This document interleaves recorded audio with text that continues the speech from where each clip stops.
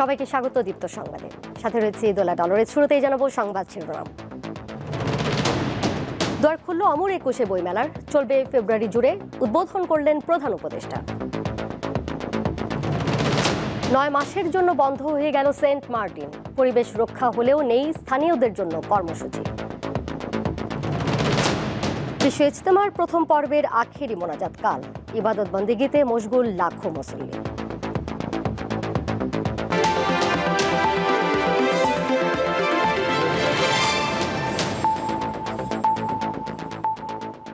শুরুতেই অমর একুশে বইমেলা প্রসঙ্গ।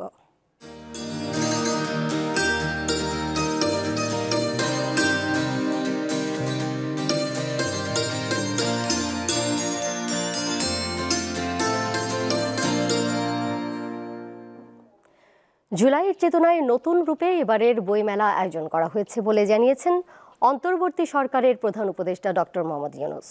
বলেন, 21 মূল সত্তার পরিচয় ও ঐক্যের সুদৃঢ় বন্ধন বহন করে।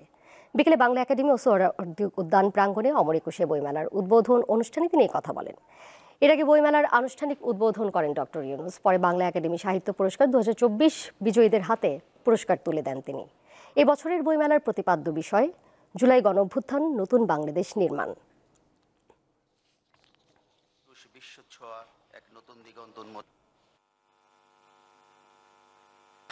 দুঃস্বপ্নের বাংলাদেশকে ছাত্র জনতা নতুন বাংলাদেশে রূপান্তরিত করার জন্য ঝাঁপিয়ে পড়েছিল।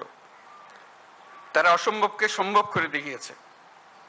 আমাদের তরুণ তরুণী, কিশোর কিশোরী রাস্তার দেয়ালে দেয়ালে তাদের স্বপ্নগুলো, তাদের আকাঙ্ক্ষাগুলো, তাদের দাবিগুলো অবিশ্বাস্য দৃঢ়তায় এঁকে দিয়েছে। আমাদের রাস্তার দেয়াল এখন ঐতিহাসিক দলিলে রূপান্তরিত হয়ে গেছে। এগুলির স্থান এখন আমাদের বুকের মধ্যে এবং জাদুঘরে হওয়া ছাড়া আর কোনো বিকল্প নেই। উদ্বোধনের পর বইমেলার খবর জানাতে আমাদের সাথে এই মুহূর্তে সরাসরি যুক্ত রয়েছেন সহকর্মী জহিরুল মোহসান। বাঙালির প্রাণের মেলা শুরু হয়ে গেল। প্রথম দিনে কেমন দেখছেন মেলার সার্বিক পরিবেশ? এই মুহূর্তে পাঠক দর্শনার্থীদের সেখানে সমাগম কেমন, এবং স্টলের কাজ কি পুরোপুরি শেষ হয়ে গেছে কিনা?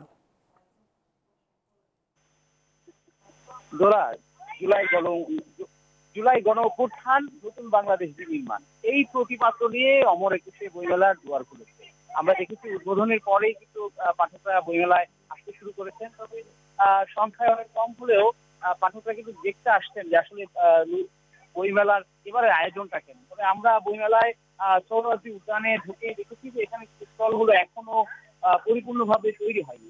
বেশিরভাগ স্টলই এখনো তারা বই গোছাচ্ছে, অনেকে বই নতুন করে আসছে, আবার অনেকে স্টল কিন্তু এখনো পরিপূর্ণভাবে তৈরি হয়নি। তো আমরা প্রকাশকদের সাথে কথা বলেছি, তারা জানিয়েছেন যে কিছুদিন, হয়তো 2-1 দিনের মধ্যেই তারা পরিপূর্ণভাবে তাদের স্টলগুলো সাজিয়ে ফেলতে পারবে। আর অনেকেই বলছেন যে তারা নতুন বই আসছে, বইয়ের সংখ্যা বাড়বে দিন দিন, তারপর স্টলগুলো আরো প্রাণবন্ত হয়ে উঠবে। এবং পাঠকরা প্রথম দিনে পাঠকদের আনাগোনা কিন্তু আসলে খুবই কম। তবে সেই সংখ্যা যেমনই হোক, যারা প্রকাশক এবং লেখক রয়েছেন তারা কিন্তু আসছেন বইমেলায়, এবং তারা বলছেন পাঠকদের সাথে তারা এবারে বইমেলা চমৎকার ভাবে তাদের বই বিনিময়ের মাধ্যমে তারা এই বইমেলাটাকে স্মরণীয় করে রাখতে চান। তবে আপনাকে জানিয়ে রাখি যে এবারের বইমেলায় 708টি প্রকাশনী আসলে অংশ নিয়েছে। এর মধ্যে 99টি থাকবে বাংলা এবং 9টি থাকবে সোহরাওয়ার্দী উদ্যানে।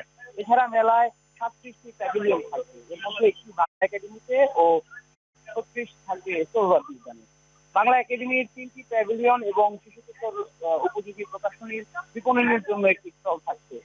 8 ফেব্রুয়ারি ও 15ই ফেব্রুয়ারি ছাড়া প্রতি শুক্রবার ও শনিবার মেলা শুরু হবে বেলা 11টা থেকে দুপুর 1টা পর্যন্ত। শিশু প্রহর থাকবে। এছাড়া অমর একুশে উদযাপনের অংশ হিসেবে শিশু কিশোর চিত্রাঙ্গন প্রতিযোগিতা, আবৃত্তি এবং সঙ্গীত প্রতিযোগিতা আয়োজন করা হয়েছে। সার্বিক অবস্থা মেলার, এবং এছাড়া আমরা নিরাপত্তার ব্যবস্থা দেখেছি, এখনো সেভাবে নিরাপত্তা ব্যবস্থা জোরদার করা হয়নি।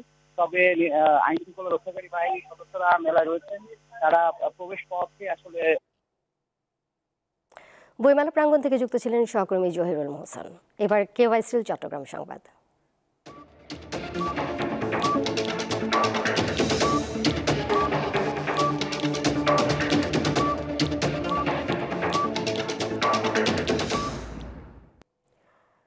পর্যটকদের জন্য আজ থেকে আগামী 9 মাস সেন্ট মার্টিন দ্বীপ ভ্রমণ বন্ধ থাকবে।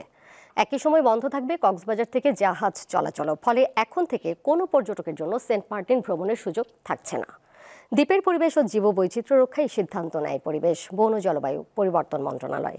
সাধারণত প্রতি বছরের 1 অক্টোবর থেকে 31 মার্চ পর্যন্ত সেন্ট মার্টিনে পর্যটকরা যাতায়াত করে থাকেন, কিন্তু চলতি বছর 2 মাস আগেই সেন্ট মার্টিনে পর্যটকদের ভ্রমণের নিষেধাজ্ঞা দিল সরকার।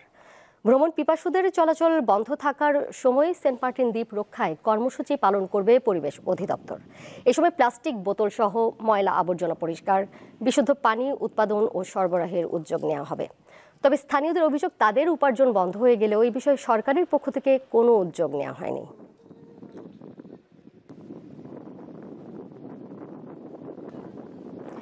এ বিষয়ে জানাতে কক্সবাজার থেকে এই মুহূর্তে আমার সাথে যুক্ত রয়েছেন সহকর্মী হারুনুর রশিদ। হারুন, আগামী 9 মাস স্থানীয়দের আয় উপার্জনের ক্ষেত্রে বিকল্প কোনো উপায়ের কথা কি প্রশাসন বলছে কিনা, বা কোনো সিদ্ধান্ত কি এসেছে? এই সময়টা আসলে কিভাবে দ্বীপের বাসিন্দারা চলবেন?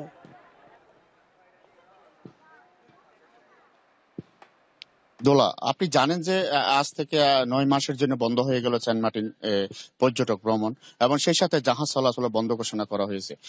বাংলাদেশ সরকারের বহন, পরিবেশ ও জলবায়ু পরিবর্তন বিষয়ক মন্ত্রণালয়ের সিদ্ধান্ত মতো এই সিদ্ধান্ত নেওয়া হয়েছে। কিন্তু এই সিদ্ধান্ত গত প্রতি বছর 1 অক্টোবর থেকে 31 মার্চ পর্যন্ত পর্যটক মৌসুম, সেই হিসাবে প্রতি বছর সেখানে যাতায়াত করত পর্যটক। এই বছর 1,20,000 মতো পর্যটক সেন্ট মার্টিন যাতায়াত করেছে।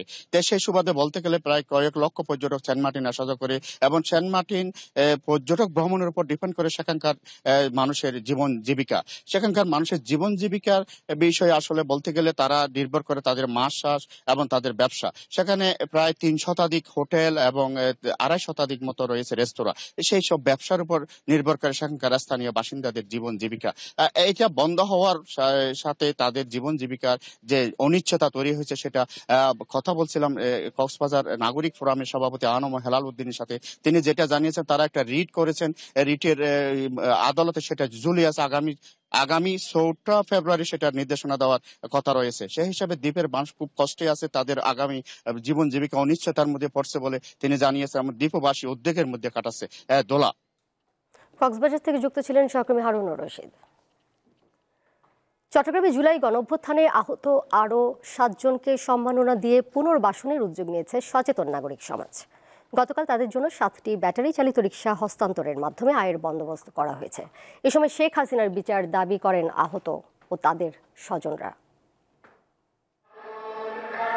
চট্টগ্রামে জুলাই গণঅভ্যুত্থানে নিহত 1 জনের পরিবার ও আহতদের 6 জনকে পুনর্বাসনের লক্ষ্যে 7টি ব্যাটারি চালিত রিকশা দিয়েছে সচেতন নাগরিক সমাজ ও old cadet association of Sylhet cadet college. শুক্রবার সন্ধ্যায় শহরের বন্দর অডিটোরিয়ামের এক অনুষ্ঠানের মাধ্যমে এসব রিকশা হস্তান্তর করা হয়। এ সময় জুলাই অভ্যুত্থানে আহত যোদ্ধারা শহীদদের স্মৃতিচারণ এবং নির্বাচনের আগে শেখ হাসিনার বিচার দাবি করেন। 3 দিনে শুধু এটা ফুলে যাচ্ছে, ইনফেকশন হয়ে গেছে, দুটোটা ফুলে গেছে। তারপর মেডিকেল নিয়ে গেছে, মেডিকেল নিয়ে তারপরে এটা কাটি, তারপরে ব্লুডগুলি আর রবারগুলি বার করছে। আমি চাই ওদের আগে, ফেসিসদের আগে বিচারের কাঠগড়ায় দাঁড়া করুক। আমি চাই আমাদের পুনর্বাসনের আগেই আমরা চাই বিচারটা সমাধান হওয়ার জন্য। আমরা টাকা চাই না, আমরা এদের জন্য দয়া চাই না, ভিক্ষা চাই না, আমরা ওদেরকে একটু সম্মান দিতে চাই। আপনারা যদি থাকেন, you are most welcome. But কেউ টাকা দেখ না দেখ, ফেব্রুয়ারি মাসে চিটাগাঙে আবার দেখা হবে। অনুষ্ঠানে বৈষম্য বিরোধী ছাত্র আন্দোলনের নেতারা বলেন, হত্যায় জড়িতদের বিচার নিশ্চিত করা এবং আওয়ামী লীগের পুনর্বাসন ঠেকাতে ঐক্যবদ্ধভাবে মাঠে থাকতে হবে। আমরা একটা ফেসিবাদের দোষর একটা স্ট্রং গভর্নমেন্টকে আমরা কিভাবে একদম ধূলিসাৎ করেছি। তো আপনারা ভাববেন না আপনারা স্টুডেন্টকে কোথাও, আপনারা স্টুডেন্টদেরকে কোথাও গিয়ে লুজার ভাববেন না। এ সময় অভ্যুত্থানে আহত 10 জনকে চাকরি দেওয়ার কথা জানান চট্টগ্রাম বন্দরের চেয়ারম্যান। বিপদ নেমে আসবে, তো সেজন্য কর্মসংস্থান হলো একমাত্র উদ্দেশ্য। যেভাবে হোক আমাদের কর্মসংস্থান সৃষ্টি করতে হবে, কর্মসংস্থানের সুযোগ হবে বন্দরের মাধ্যমে। জুলাই গণ অভ্যুত্থানে আহতদের পুনর্বাসন সবার সহযোগিতা চেয়েছেন আয়োজকরা। রুনা আনসারী, দীপ্ত সংবাদ, চট্টগ্রাম। টঙ্গীর তুরাগ তীরে চলছে ৫৮তম বিশ্ব ইজতেমার প্রথম পর্ব। পাকিস্তানের মাওলানা খোরশেদ আলমের বয়ানের মধ্য দিয়ে শুরু হয় দ্বিতীয় দিনের আনুষ্ঠানিকতা। উর্দু ভাষায় দেওয়া তার বয়ান তর্জমা করে শোনান বাংলাদেশের মাওলানা ওবায়দুর রহমান। ওলামাদের উদ্দেশ্যে বয়ান করেন ভারতের মাওলানা ইব্রাহিম দেওলা। কেন্দ্রীয়ভাবে বাদ জোহর বয়ান করেন ভারতের মাওলানা ইসমাইল গোদরা। আর বাদ আসর বয়ান করেন কাকরাইল মসজিদের ইমাম মাওলানা মোহাম্মদ জুবাইর। কাল সকাল ৯টার পর আখিরি মোনাজাতের মধ্য দিয়ে শেষ হবে প্রথম পর্বের প্রথম ধাপের বিশ্ব ইজতেমা।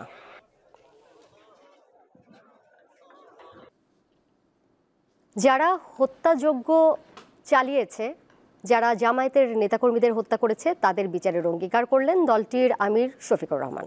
দুপুরে সুনামগঞ্জ পৌর শহরে আয়োজিত কর্মী সম্মেলনে এই কথা বলেন তিনি। আমরা অতীত নিয়ে পড়ে থাকতে চাই না, কামড়াকামড়িও করতে চাই না, তবে এই সমাজে যারা মানুষ খুন করেছে তাদের অবশ্যই বিচার হতে হবে। গণহত্যা, মানবতার বিচার হতে হবে। এবং যাদেরকে গুম করা হয়েছিল এবং এখনো গুম করে রাখা হয়েছে, এর দুটি অপরাধের অবশ্যই বিচার হওয়া লাগবে। বাকিগুলোর বিচার আস্তে আস্তে হোক, আমাদের আপত্তি নেই, কিন্তু অগ্রাধিকার দিয়ে এই দুইটার বিচার করা লাগবে। এটা এই কারণে প্রতিশোধ নেওয়ার জন্য না, বরঞ্চ মানব সমাজকে কলঙ্ক মুক্ত করার জন্য। মুক্তিযুদ্ধের চেতনা ধারণ করে আওয়ামী লীগ জাতিকে বিভক্ত করেছিল বলে অভিযোগ করেছেন গণ অধিকার পরিষদের সভাপতি নুরুল হক নূর। গতকাল রাজধানী জুরাইনে গণ অধিকার পরিষদ ঢাকা মহানগর দক্ষিণের উদ্যোগে আয়োজিত এক সভায় এই অভিযোগ করেন তিনি। যুদ্ধের পরপরই ৭২ সাল থেকে ৭৫ সাল পর্যন্ত শেখ মুজিবুর রহমান যে সময় ক্ষমতায় ছিলেন, মুক্তিযোদ্ধাদেরকে দিয়ে মুক্তিযোদ্ধাদেরকে হত্যা করেছিলেন, দেশে একটা নৈরাজ্য তৈরি করেছিলেন। যারাই শেখ মুজিব এবং আওয়ামী লীগের বিরুদ্ধে কথা বলেছে, প্রতিবাদ করেছে, তাদেরকে গুম করেছেন, খুন করেছেন। আওয়ামী ফ্যাসিবাদের পতন হয়েছে। আগামীর বাংলাদেশে যেন গণ অভ্যুত্থানের চেতনাধারী কোনো সংগঠন এবং ব্যক্তিরা যেন গণ অভ্যুত্থানকে নিজের সম্পদ এবং নিজের দলের সম্পদে পরিণত করতে না পারে, সেই বিষয়ে আমাদের সচেষ্ট সজাগ আওয়াজ থাকতে হবে।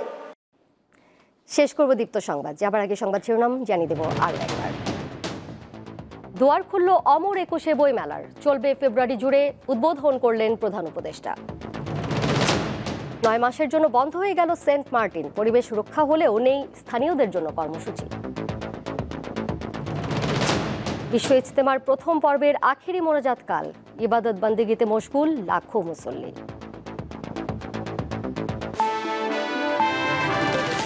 এই ছিল এখনকার মতো। পরের সংবাদ দেখবেন সন্ধ্যা ৬টা ৪০। এছাড়াও আরও তথ্য এবং বিনোদনের নানা খবর জানতে যুক্ত থাকুন দীপ্তর ডিজিটাল প্ল্যাটফর্মে। সবাইকে ধন্যবাদ।